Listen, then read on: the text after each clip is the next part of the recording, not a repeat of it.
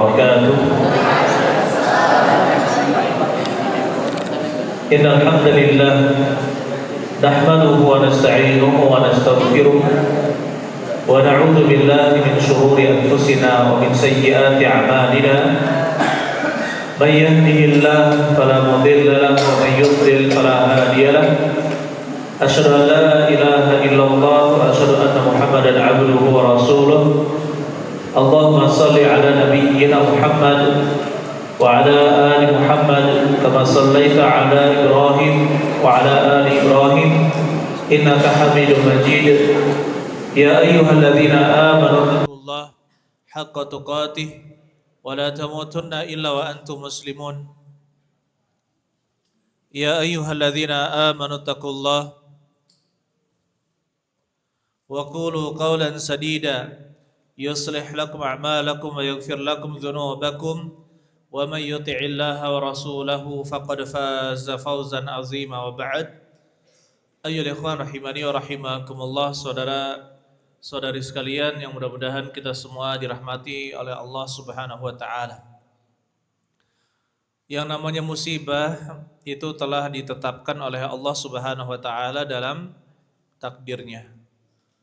Terkadang orang lain mendapatkan musibah dan pada waktunya kita juga mendapatkan musibah.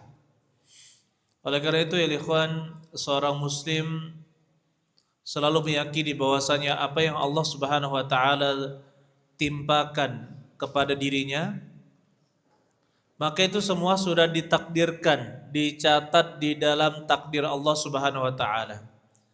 Yang menimpa kita pasti akan menimpa kita, yang tidak menimpa kita pasti tidak menimpa kita. Ini suatu kepastian. Jadi ketika seorang mengimani takdir Allah Subhanahu wa taala, maka dia akan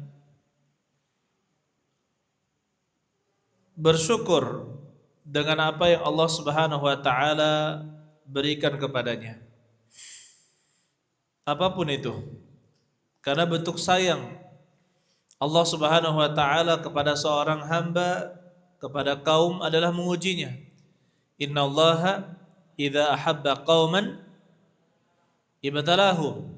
Sesungguhnya Allah jika mencintai suatu kaum maka Allah akan menguji mereka. Faman radhiya falahu ar-ridha. Barang siapa yang ridho, rela menerima, maka dia mendapatkan keridhaan. Wa man sakhita falahu sakhat.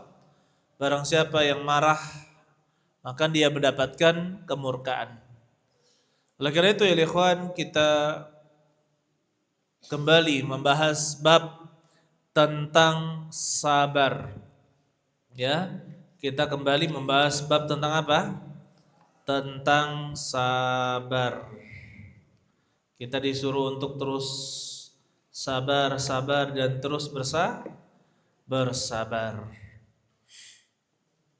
Kita masuk hadis Abu Sa'id Al-Khudri. Di buku antum nomor berapa? Hadis Abu Sa'id 20 berapa? 25. Saya bacakan hadisnya, hadis Abu Sa'id. Wa an Abi Sa'ad bin Malik bin Sinan Al-Khudri radhiyallahu anhuma. Diriwayatkan dari Abu Sa'id yang bernama Sa'ad bin Malik bin Sinan Al-Khudri. Mudah-mudahan Allah meridai keduanya. Anna nasan minal ansari, bahwasanya orang-orang dari kalangan Ansar sa'alu Rasulullah sallallahu alaihi wasallam. Mereka bertanya, mereka meminta, sa'alu di sini meminta, sa'alu Rasulullah sallallahu alaihi wasallam. Mereka meminta kepada Nabi sallallahu alaihi wasallam, fa'a'tahum. Kemudian Allah memberikan kepada mereka, thumma sa'aluhu. Kemudian mereka meminta lagi kepada beliau, fa'a'tahum. Kemudian beliau pun memberikan kepada mereka, hatta nafida ma indahu, sampai habis apa yang di sisinya. Maksudnya tidak ada yang bisa dibagi lagi.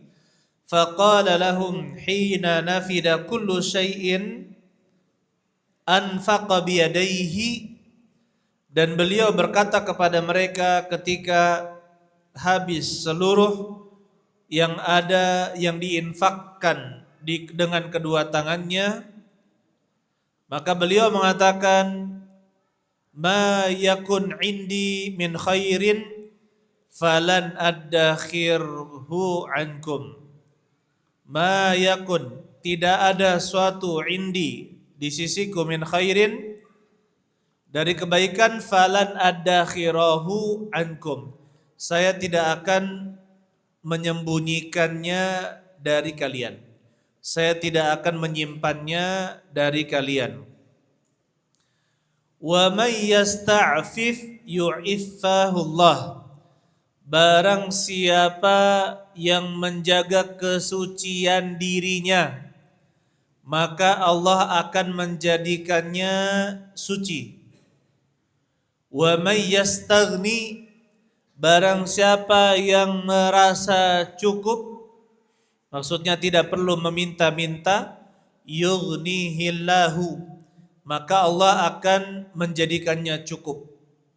Wa may yatasabbar yusabbirhullah, dan barang siapa berlatih bersabar, wa may yatasabbar, yaitu berlatih bersabar, yusabbirhullah, maka Allah akan menjadikannya penyabar. Wa ma utiya ahadun ata'an khairan wa awsa'a minas sabri, dan tidaklah seseorang diberikan suatu kebaikan, ya, tidaklah seorang diberikan suatu pemberian ada yang lebih baik, wa ausa', dan lebih luas, minas sabri, daripada kesabaran. Dan ini hadis yang pertama yang kita bahas, ayyuhal ikhwan rahimani wa rahimakumullah. Yang pertama, Nabi SAW tidak menginginkan menjadi kaya.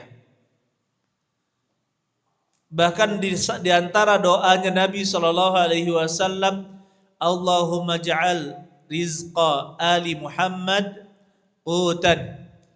Ya Allah, jadikanlah rizkinya keluarga Muhammad hanya makanan pokok. Ya, oleh karena itu ini adalah doa yang sangat berat untuk kita tiru tentunya. Ya tidak?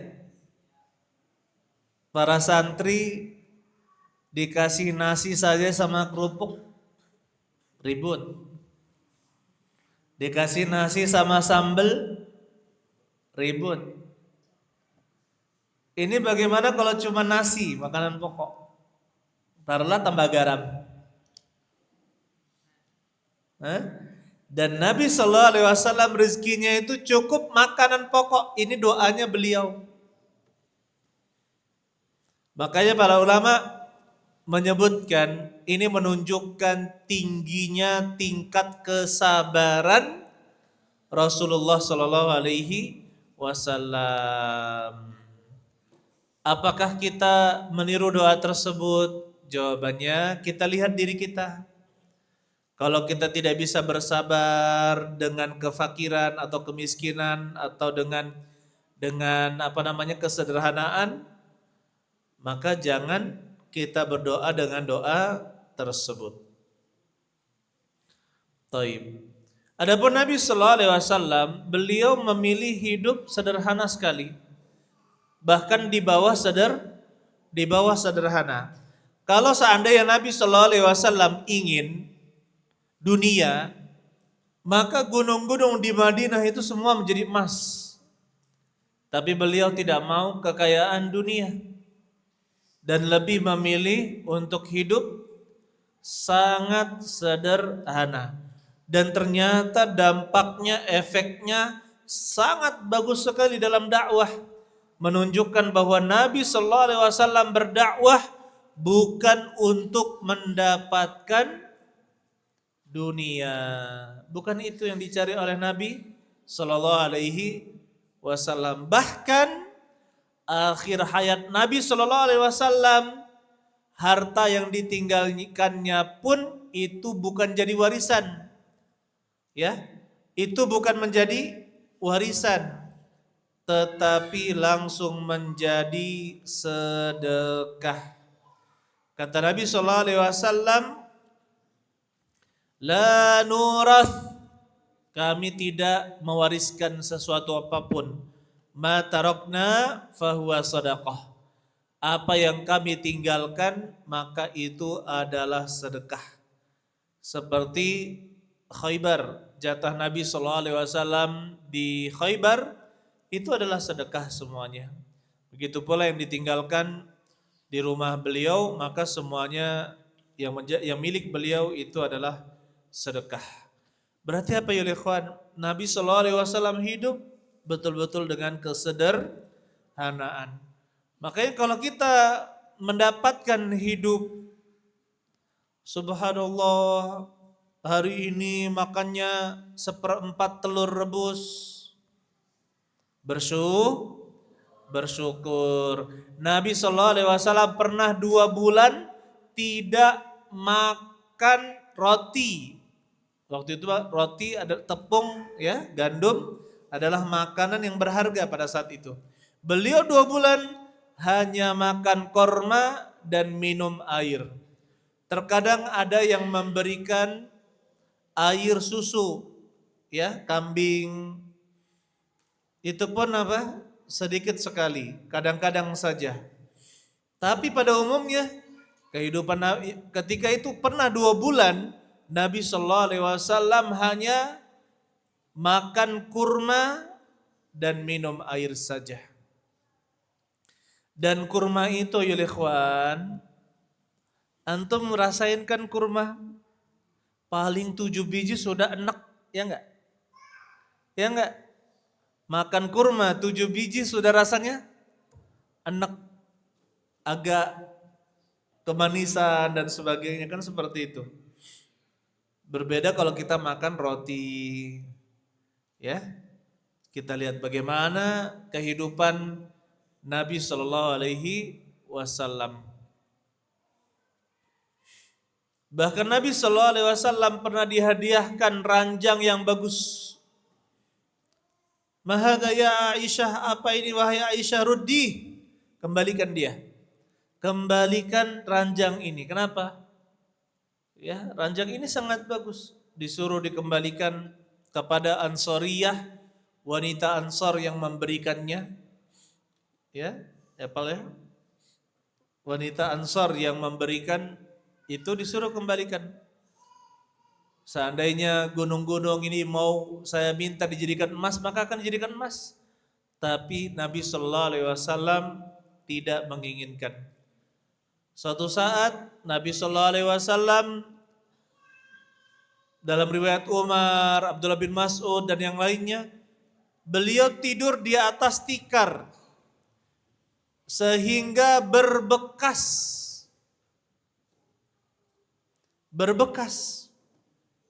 di tubuh beliau. Waktu itu dilihat oleh Umar dan beliau menangis. Ma yubkika ya Umar? Apa yang membuatmu menangis ya Umar? Umar pun membayangkan, menyebutkan para raja, para kaisar menikmati kenikmatannya, sedangkan engkau adalah sayyidu, ya. Engkau adalah pemimpin manusia, tetapi engkau tidur di mana? Di atas tikar yang berbekas. Subhanallah. Maka kita katakan, ayyuhal ikhwan rahimani wa rahimakumullah, pandai-pandailah bersyukur. Dulu namanya santri. Santri itu disebut ahlus suffah. Orang yang tidak punya rumah, tidak punya keluarga, tinggalnya di masjid. Mereka menjadi ahlu suffah, berguru kepada Nabi Shallallahu Alaihi Wasallam di masjid, belajar hadis, belajar Al-Quran di masjid Nabi Shallallahu Alaihi Wasallam. Dan sangat sering diantara mereka kelaparan, tidak makan seharian. Subhanallah, sekarang ini kita dapatkan para santri banyak nasi yang terbuang. Ada ikan masih dicela, ada ayam dicela, daging dicela. Subhanallah. Maka pandai-pandailah kita bersyukur. Saya dulu pernah tinggal di kos. Bukan di kos ya, ruangan marbut. Jadi untuk makan malam kita sumbangan katanya. Berapa sumbangannya? Saya bilang untuk sebulan 20.000. Kaget saya. 20.000 makan apa? Cuma dalam hati saya kan 20.000. Ya sekali makan aja waktu itu 2.500, 3.000 gitu ya, zaman dahulu ya. Waktu itu kalau kita makan 2.500, 3.000. Satu bulan ya 20.000 aja sumbangannya, beli beras sama beli kol. Masya Allah. Jadi bersama kami di ruangan itu, di ruang marbut ada 5 orang bersama ustadznya. Jadi itu adalah kali pertama di keluarga saya, menurut saya ya, makan hanya kol dicampur garam atau kadang dicampur bawang sedikit. Masya Allah, saya bilang ini seperti bukan makanan tapi ini makanan gitu kan. Tapi subhanallah, ketika itu saya merasakan nikmat yang luar biasa. Kenapa? Karena di sana saya bisa belajar, mulai belajar bahasa Arab, belajar ngaji ya, kemudian ilmu dan seterusnya. Alhamdulillah, belajar kesederhanaan dari orang-orang yang sederhana. Maka kita penting ayolah ikhwan, ketika kita diberikan kecukupan, maka kita merasakan bagaimana hidupnya orang susah agar kita punya empati. Jadi ada yang menarik, para psikolog menyebutkan teori untuk menumbuhkan empati itu, rasa kasihan, harus pernah merasakan. Kalau hanya teori, maka tidak akan muncul empati katanya. Atau sangat sedikit sekali empati. Jadi apa? Kita akan timbul rasa kasihan, rasa asih kalau kita pernah merasakan. Maka kalau ingin merasakan bagaimana hidup jadi anak yatim yang kekurangan, hiduplah bersama mereka. Yang untuk perempuan, bagaimana merasakan janda yang harus berjuang setiap hari mencari nafkah, hiduplah sebentar bersama mereka. Bagaimana merasakan perjuangan itu. Ya. Begitu pula kalau kita ingin memiliki rasa iba terhadap orang-orang jompo, tua yang terlantar, pergilah ke sana. Tinggallah sebentar bersama mereka. Kenapa? Kalau cuma informasi lewat TV, informasi lewat tulisan, itu kurang menimbulkan empati. Ya, makanya kita katakan sangat penting sekali di dalam kegiatan-kegiatan kita. Ya, kita contohnya di pondok ini dengan berbagai macam latar belakang, munculkanlah empati kepada teman-teman sesama. Ya, dan seperti di akhwat ada alhamdulillah sedekah sabun, sedekah sampo, sabun cuci. Nanti dibungkusin, yang butuh silakan ambil. Yang enggak butuh enggak ngambil. Dia memberi. sampo, sabun, masya Allah. Kalau bisa diterapkan, ya, kita bangun rasa empati terhadap sesama. Taib, masya Allah. Ini mukaddimah. Lanjut. Kata Nabi Sallallahu Alaihi Wasallam, anna nasan minal ansari, kata Abu Sa'id Al-Khudri bahwasanya kaum Ansor, beberapa orang dari kalangan Ansor meminta kepada Nabi Sallallahu Alaihi Wasallam, kemudian beliau memberi. Ini berarti apa? Nabi Sallallahu Alaihi Wasallam masih memberikan kepada mereka karena mereka memang membutuhkan dan juga butuh pengajaran. Tidak seperti orang-orang muhajirin. Mereka tidak terkenal meminta. Mereka tidak terkenal meminta. Bahkan seperti Umar bin Al-Khattab, ketika mengurus harta zakat, beliau diberikan oleh Nabi Sallallahu Alaihi Wasallam, kasihkan ke yang lainku ya Rasulullah, kasihkan ke yang lain ya Rasulullah. Ambil ya Umar, fatamawwal bihi, jadikanlah hartamu. Jadikanlah hartamu. Kenapa? Kaum muhajirin memang hidup sebelumnya dengan perjuangan. Akhirnya untuk kaum Ansar butuh butuh pendekatan, butuh bimbingan. Tapi setelah Nabi SAW habis harta yang bisa dibagikan di sisi beliau dari harta pribadi dan juga harta sedekah, maka Nabi SAW menasihati mereka, ma yakun indi min khairin, tidak ada suatu di sisiku min khairin. Nah, khair itu, min khair itu maksudnya adalah harta. Seperti di dalam surat apa?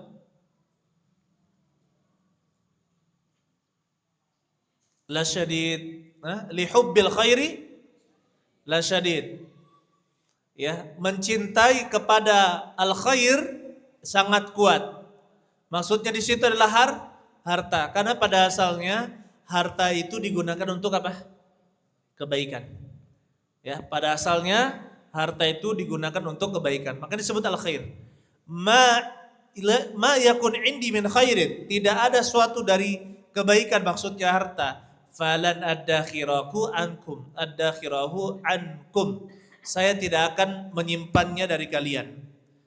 Nabi sallallahu alaihi wasallam mengingatkan, wa may yasta'fif yu'iffahullah, barang siapa yang menjaga dirinya, wa may yastaghni, wa may yasta'fif, barang siapa yang menjaga dirinya dari dosa, maka Allah akan menjadikannya suci dari dosa. Al-afif artinya adalah orang yang suci dari dosa. Atau al-afif ada makna khusus, yaitu suci dari perzinaan. Al-afif, ya, suci dari perzinaan. Tapi secara umum Allah jadikan dia afif, maksudnya terhindar dari dosa dan perbuatan keji. Nah, yang menjaga dirinya dari perbuatan dosa, kemungkaran dan perbuatan keji, maka Allah akan lindungi dia. Allah akan jaga kesuciannya. Sama seperti kata Rasulullah SAW, syabun nasya'a fi ta'atillah. Ada salah satu orang yang dinaungi oleh Allah Subhanahu wa taala. Dari 7 orang itu apa? Yang satunya syabun, pemuda, nasya'a fi ta'atillah, yang dia itu tumbuh kembang dalam ketaatan kepada Allah Subhanahu wa taala. Jika dari muda sudah taat dan membiasakan diri untuk taat sampai mengerjakan kewajiban dan amalan-amalan sunnah dan bersedekah, di mana banyak pemuda itu berat untuk bersedekah. Tapi kalau dia sudah mulai bersedekah dari usia mudanya, maka insya Allah di akhir atau ketika dia dewasa, dia akan mudah untuk bersedekah. Wa may yuqa shuhha nafsihi faulaika humul muflihun. Barang siapa yang dilindungi dari sifat pelitnya, maka mereka adalah orang-orang yang beruntung. Ustadz, saya memang punya simpanan harta, tapi saya nggak gajian lagi. Terkadang ada orang beralasan seperti itu. Saya baru ditanya ya, berapa hari lalu, Ustadz, saya memang punya emas, ya, punya emas sampai nisab, tapi tidak ada tambahan lagi penghasilan, Ustadz. Setelah setahun dia masih sampai nisab. Zakat nggak, Ustadz? Zakat, kata saya. Tetap zakat. Ya Allah, kita hidup bersama orang-orang yang tidak punya tabungan. Dia malah khawatir bersedekah bahkan zakat dengan di atas 85 gram emas. Subhanallah. Makanya yang namanya sedekah itu dan juga zakat dilatih dari kita muda. Maka insya Allah akan mudah mengeluarkannya ketika kita sudah dewasa, apalagi ketika tua. Taib. Kemudian wa may yastaghni, barang siapa merasa cukup, yughnihillahu, maka Allah akan menjadikannya cukup. Maksudnya apa? Allah akan berikan al-ghina fil qalbi, kekayaan di dalam hati. Karena pada dasarnya manusia itu dicukupkan oleh Allah Subhanahu wa taala sesuai keadaannya. Ya, laisal ghina an kathratil arad. Bukanlah yang namanya kekayaan itu dengan banyak-banyak barang. Walakinnal ghina ghinan nafsi. Tetapi yang namanya kekayaan sesungguhnya adalah kekayaan hati. Selalu merasa cukup, merasa ridha dengan apa yang Allah Subhanahu wa taala berikan kepadanya. Saya ketika mendapatkan hadis man asbaha minkum aminan fi sirbihi mu'afan fi jasadihi indahu qutu yaumihi faka'annama hizat lahud dunya. Saya ulangi. Man asbaha minkum, siapa yang di antara kalian di waktu pagi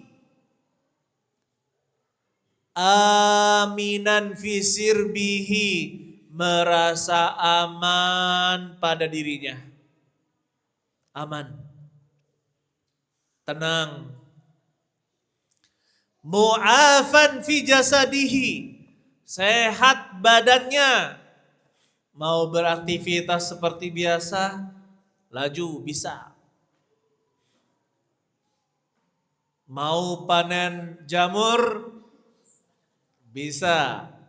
Mau cari belut, bisa. Misalkan.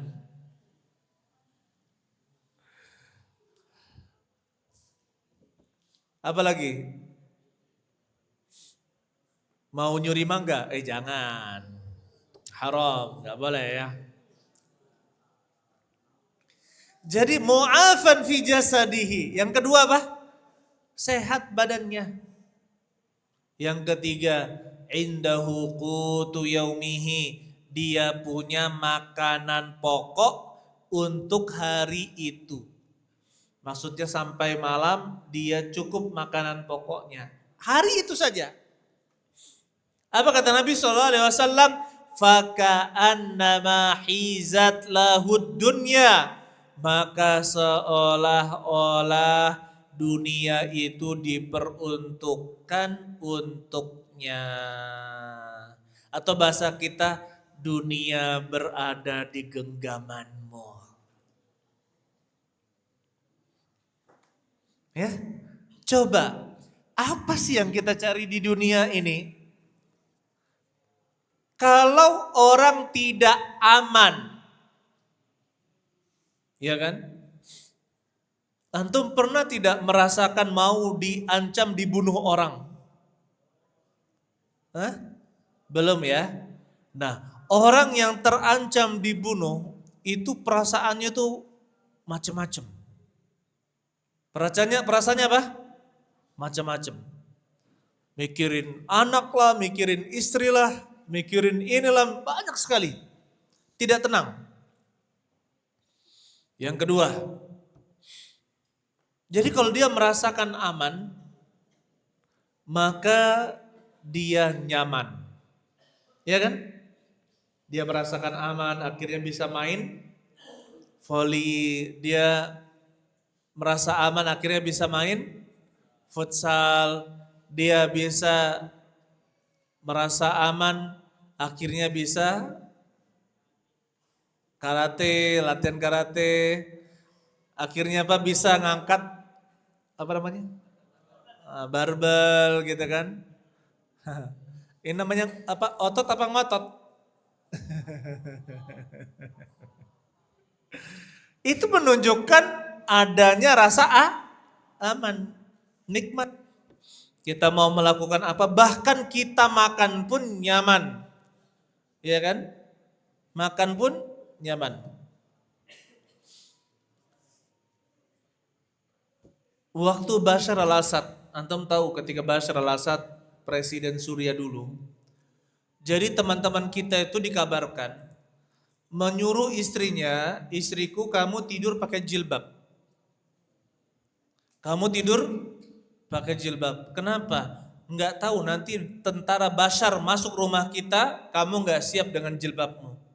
Jadi disuruh istri-istrinya itu pakai jilbab. Kenapa? Biar bisa langsung kabur. Coba tidur saja tidak tentram. Itu kalau hilang rasa aman. Yang kedua, sehat badan. Kalau orang sehat, enak dia melakukan aktivitas, ya kan? Yang suka belajar, kapan dia sakit, ya Allah, saya itu senang pelajaran ini, tapi qadarullah saya sakit, ya. Ya Allah, saya ingin menghadiri kajian ini, tapi saya sakit, sedih, tidak bisa hadir di majelis ilmu. Ini sakit tapi main futsal, gimana ceritanya? Hah? Berarti apa itu? Obat ya? Berarti nggak sakit.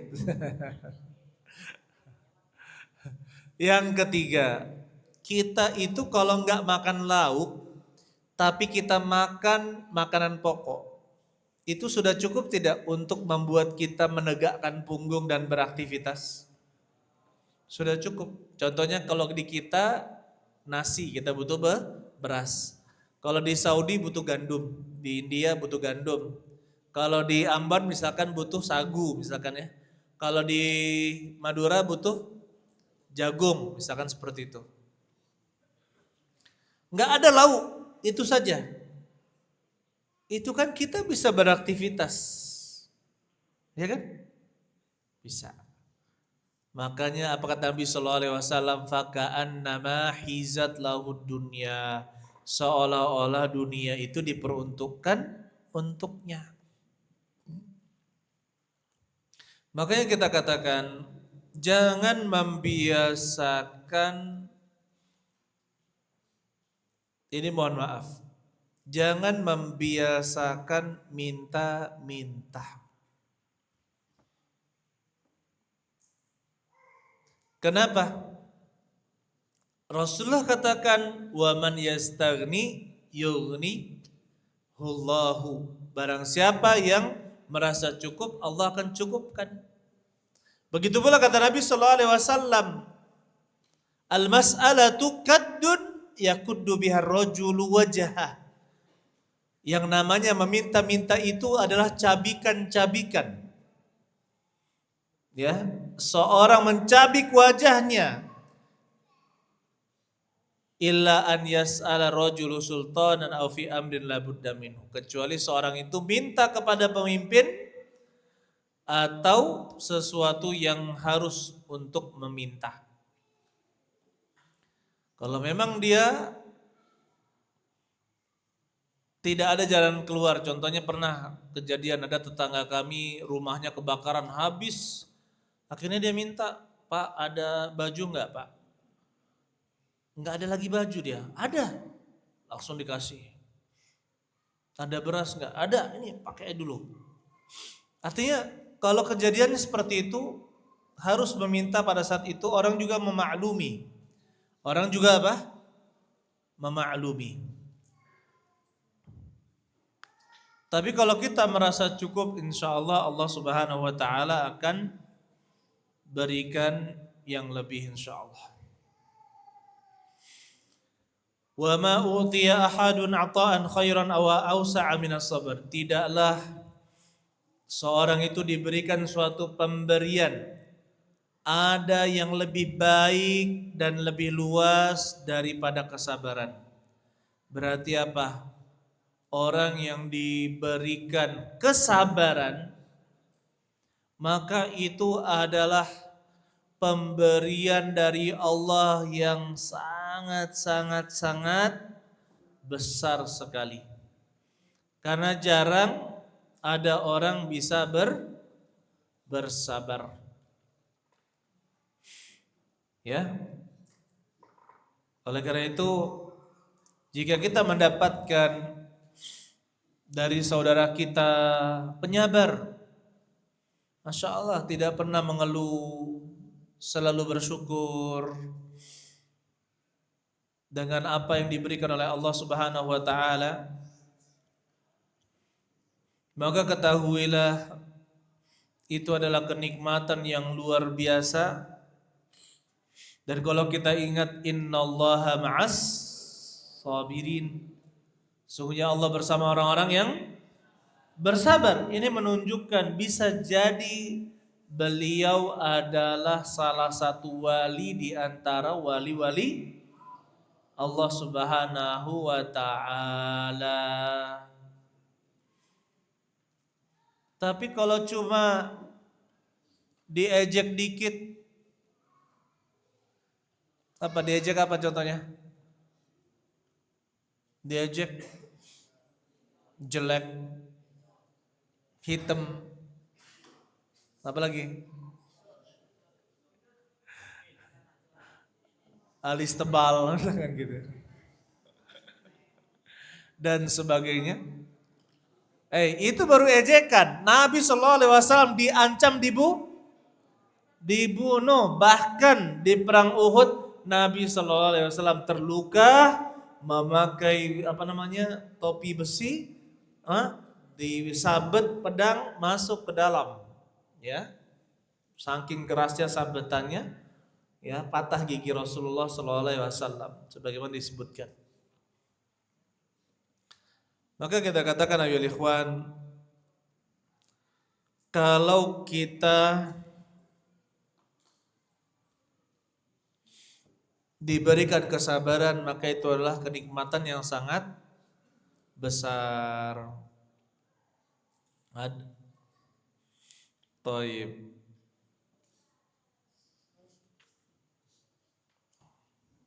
Allahu alam bishawab. Ini saya mau bahas 3 hadis tadi ya.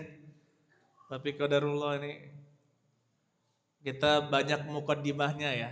Insyaallah. Dan ini kita juga ingatkan ayo ikhwan. Terkadang sekarang ini kita dapatkan banyak para gadis, ya.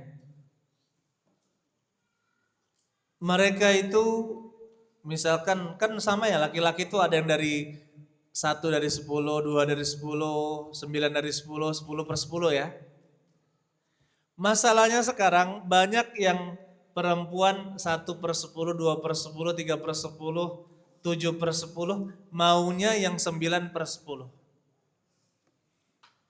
Atau 10/10. Akhirnya sampai tua tidak nikah.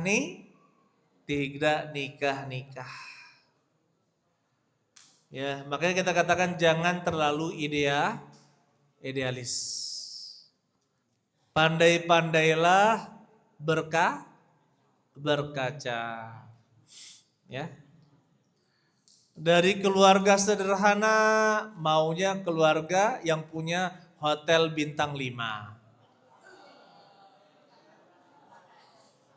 Enggak masuk, ya kan?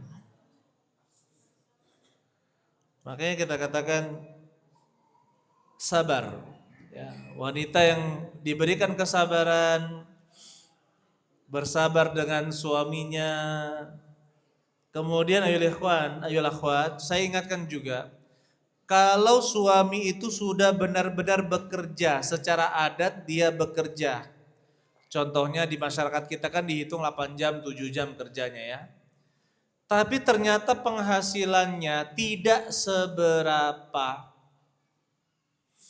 Maka jangan sampai mencela suami. Bang, kok cuma segini? Astagfirullah. Ini adalah padahal pulang-pulang sudah bau keringat, sudah capek, ya kan, berpayung matahari.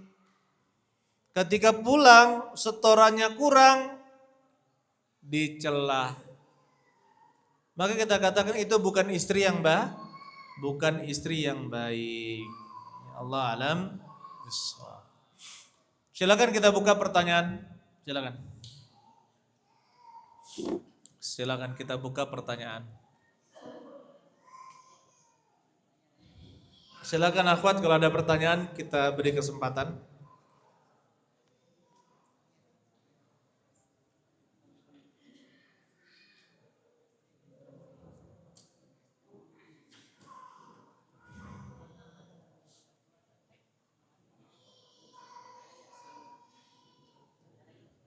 Silakan akhwat kalau ada pertanyaan. Ada pertanyaan lisan? Sini. Baik. Bismillah. Mohon maaf Ustadz, mau tanya, bagaimana jika ingin lebih bertakwa atau ingin lebih dekat dengan Allah, akan tetapi takut jikalau Allah memberinya ujian yang lebih besar.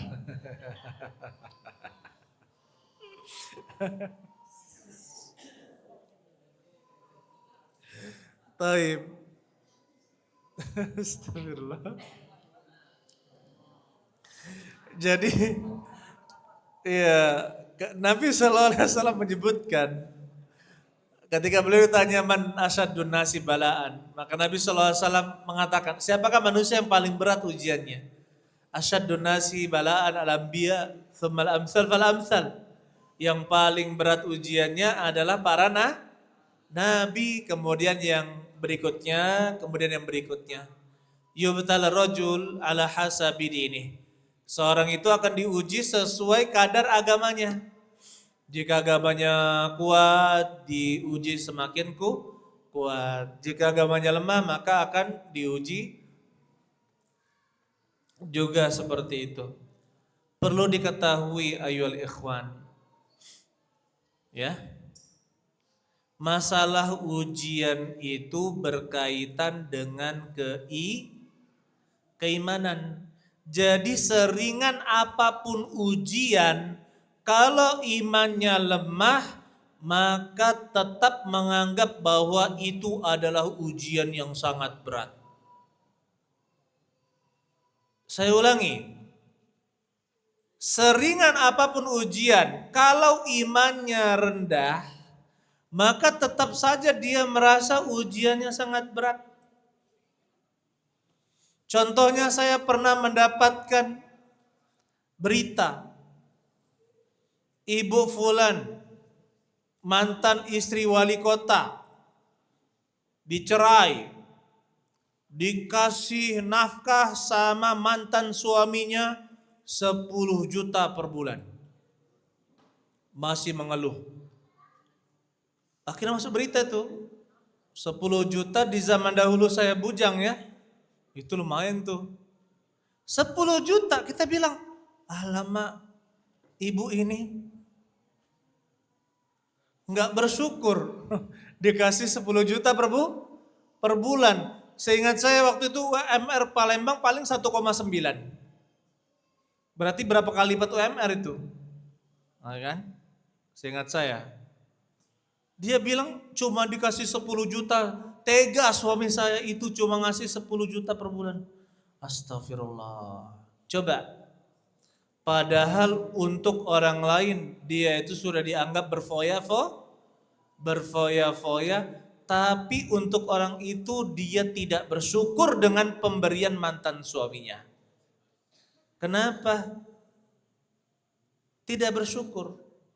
Makanya kita katakan ayo ikhwan, bukan masalah berat tidaknya ujian tersebut, tetapi masalah kuat tidaknya keimanan. Dan kita tanya, ingin masuk surga atau tidak? Ingin bersama Nabi Sallallahu Alaihi Wasallam, dekat dengan para nabi atau jauh? Dekat dengan Nabi Sallallahu Alaihi Wasallam. Ingin masuk surga Firdaus atau surga yang jauh-jauh, yang pinggiran? Yang pinggiran, Firdaus. Nah, kalau mau surga Firdaus, maka harus siap dengan berbagai macam ujian. Percuma saja lari dari ujian, karena ujian itu pasti dihadapi oleh seorang manusia, seorang mukmin. Selesai ujian satu, mungkin rehat sebentar, ujian lagi. Ujian itu tidak pernah putus. Ya, ujian itu tidak pernah putus. Allahu alam bissawab. Jadi kalau mau keutamaan, maka siap dengan ujian. Dan ujian itu ya bagi orang yang lemah imannya, meskipun kecil dia tetap terasa berat.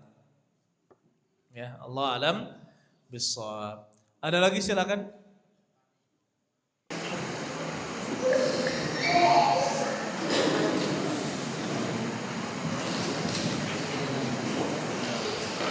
Ustaz, bagaimana cara menasehati teman yang kalah dengan egonya? Bisa dibilang dia sangat egois. Yang pertama, doakan agar dia berubah.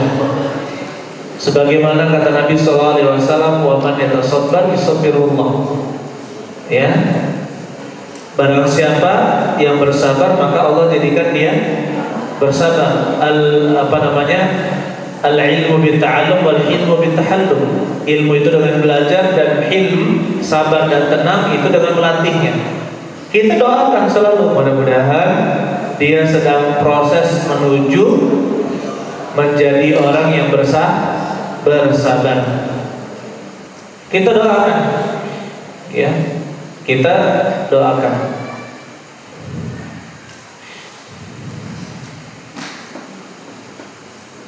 Kita lihat ya ikhwan, bagaimana para sahabat dulu yang terkenal keras, kuat, keras, punya martabat. Tapi setelah masuk Islam, maka Allah Subhanahu wa taala melunakkan hati beliau. Contohnya Umar. Ya, coba ketika Umar, saya terkagum ketika mendengarkan syarah atau tafsir dari ayat la tarfa'u aswatakum fawqa sautin nabi wa la tajharu lahu bil qaul. Jadi di sana setelah turun ayat itu, maka Umar menyangka bahwa itu gara-gara diri saya berbicara keras di hadapan Nabi SAW. Akhirnya apa? Berbicaranya setelah itu sangat pelan, lembut, sampai Nabi SAW minta diulangi lagi perkataan beliau karena tidak kedengaran. Coba, berarti apa? Semuanya Semuanya butuh proses. Dan orang yang memiliki ego, hatinya itu keras. Kata Nabi sallallahu alaihi wasallam, "Idza aradta diyalina qalbuk." Apabila engkau ingin hatimu itu lunak, fa'at'imil masakin wamsah ra'sal yatim. Beri makanlah orang-orang miskin dan usaplah kepala anak yatim. Usaplah kepala anak yatim. Ada yang usap, bukan gitu maksudnya ngusap. Ngusap itu dekati anak yatim, penuhi kebutuhannya. Gitu, penuhi kebutuhannya, bukan ngusap-ngusap ini aja. Maksudnya gini, nak, gimana kamu nak, butuh apa? Gitu ya. Ini namanya ngusap, sayang. Seperti itu, ya. Beri makan orang miskin, sama beri makan orang miskin, kita juga makan bersama mereka. Ini akan menghilangkan rasa sombong.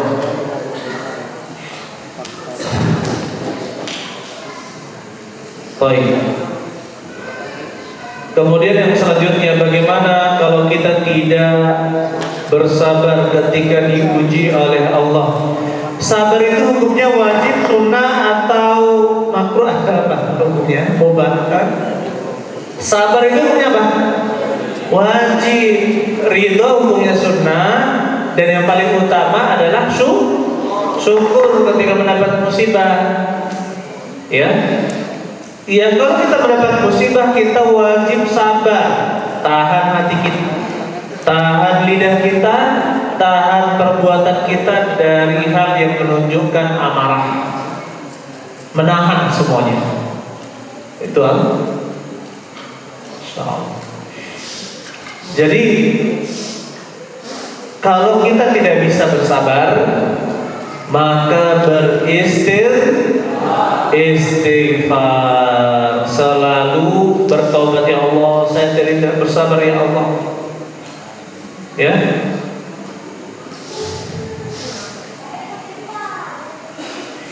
Bagaimana cara menyembuhkan penyakit ain dan bagaimana cara menghindarinya? Apabila seorang sudah terkena ain, maka orang yang dicurigai itu diminta untuk berwudu.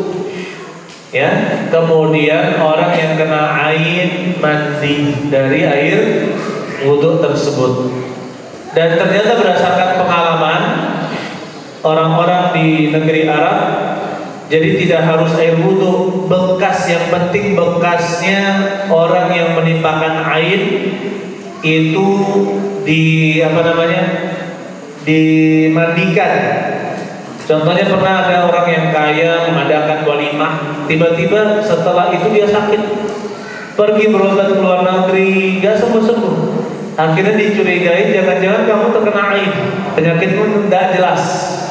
Akhirnya dia kembali mengundang makan orang-orang, dan setiap orang itu dikasih kurma, dan bekas kurma itu diwadahi, ya kan? Kadang ada lidahnya, liurnya gitu kan. Pokoknya biji-bijinya itu dikumpulkan semua dan dimasukkan di tong sampah, tapi dimasukkan ke air, kemudian dia mandikan, diaduk, ya, dia mandikan dari bekas biji kurma itu, dia mandikan, alhamdulillah setelah itu sembuh. Ya, jadi dari bekas orang yang mengenakan ain, apalagi kalau misalkan situasinya kita tidak tahu siapa yang menimpakan ain. Ya, kita tidak tahu siapa yang menimpakan ain. Nah, kalau kita tidak tahu atau orangnya jauh, saya pernah dulu ngisi di anak-anak muda SMA gitu ya. Tiba-tiba wajah saya berat gitu ya. Wah, berat sekali rasanya. Akhirnya saya ruqyah. Alhamdulillah setelah itu sembuh. Artinya ringan sekali wajah saya setelah itu. Masya Allah, saya bilang berarti sebelumnya ini kena ain. Saya kena ain. Kemungkinan besar saya kena ain. Sehingga saya memutuskan untuk meruqyah dan alhamdulillah setelah itu dihilangkan dari air. Nabi Sallallahu Alaihi Wasallam pernah melihat seorang anak kecil jariyah, biha sufra. Dia terkena penyakit kuning. Penyakit kuning itu maksudnya jin menimpakan air kepada manusia. Saya ulangi, jin karena dia kagum maka menimpakan air kepada anak manusia. Maka Nabi SAW menyuruh untuk meruqyah anak kecil tersebut. Setelah diruqyah maka alhamdulillah hilang airnya. Bagaimana cara menghindarinya? Banyak zikir pagi sore, ya, zikir pagi sore, kemudian zikir pada sholat.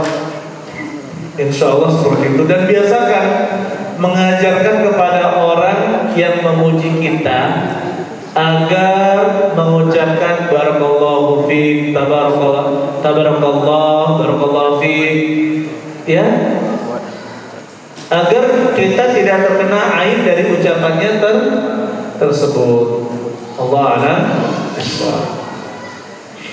Saya rasa cukup pertemuan kita pada malam hari ini, ya, mengingatkan, sama-sama mengingatkan kita untuk selalu bersabar. Setelah sabar terus bersabar. Ketika kita tidak bisa bersabar, tobat, minta ampun kepada Allah Subhanahu wa ta'ala. Ya, Allah a'lam bishawab. Contohnya ada santri, Ustadz kita dikurangi jatah di grup kita, Ustadz. Sabar. Sabar. Allah a'lam bishawab. Barakallahu fikum jami'an. Subhanallah wa bihamdik, asyhadu an la ilaha illa anta, astaghfiruka wa atubu ilaik. Assalamualaikum warahmatullahi wabarakatuh.